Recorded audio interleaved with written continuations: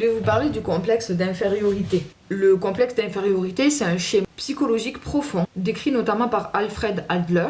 Il ne repose pas sur un manque réel de compétences, mais sur une auto-évaluation négative persistante. Psychologiquement, il se forme lorsque l'individu intègre l'idée qu'il est moins qu'eux.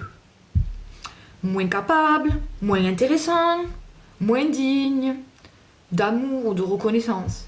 Cette croyance naît souvent dans l'enfance par comparaison répétée, face à des figures d'autorité critiques ou instables, dans des environnements où l'amour ou la valorisation sont conditionnels, ou après des expériences d'humiliation, d'échec ou de rejet. Le cerveau enregistre alors « si je me fais petit, je serai moins exposé au rejet ». Bon, ce qui est en soi pas totalement faux, on va se le dire.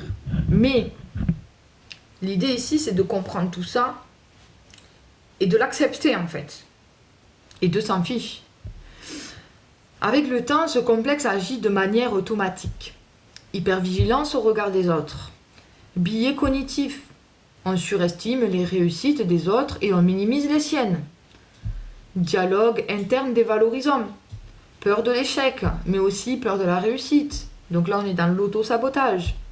Tendance à la comparaison constante. Les conséquences psychologiques et comportementales à long terme, le complexe d'infériorité peut entraîner une baisse durable de l'estime de soi, de l'anxiété sociale, de l'auto-sabotage, une difficulté à poser des limites, une dépendance à la valorisation extérieure. Et sur le plan relationnel, des relations déséquilibrées, la peur d'être abandonné, l'acceptation de situations toxiques, une jalousie latente envers les autres. Et sur le plan professionnel, évitement des opportunités, sentiment d'illégitimité, syndrome de l'imposteur par exemple, frein à la créativité, à l'expression de soi. Enfin, ce qu'il faut comprendre, c'est que le complexe d'infériorité n'est pas un trait de personnalité finalement. C'est un conditionnement émotionnel et cognitif. Il s'apprend, donc il peut se désapprendre. Ici, vous devez rendre conscient les schémas automatiques. Vous devez réévaluer la valeur de façon objective, votre valeur, et construire une estime basée sur l'être, pas sur la comparaison. Et aussi, vous fêtez, soyez fiers de vous, peu importe. Parce que, alors oui, on vit dans une société très minimaliste, on minimise tout ce que vous faites.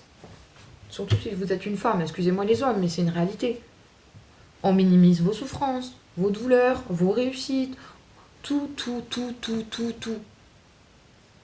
Vos problèmes de santé, vos problèmes financiers.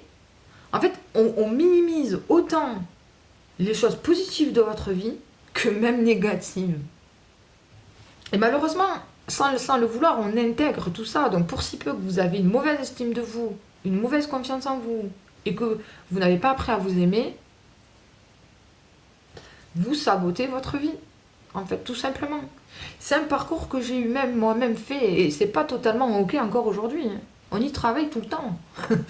Mais le fait de savoir tout ça, de le comprendre, vous pouvez un peu plus l'intégrer. Et quand vous avez un schéma, un biais cognitif qui revient, vous mettez le doigt dessus et vous dites « Ah, là, je devrais pas faire ça, je devrais pas réagir comme ça. » Parce que je n'ai pas à m'écraser pour faire plaisir aux autres. Je n'ai pas à me minimiser pour faire plaisir aux autres. Et je n'ai pas à accepter ça non plus. Ça veut dire que quand on apprend à s'aimer, on apprend à se respecter aussi. À imposer aux autres qu'on nous respecte. Et c'est très important. Voilà.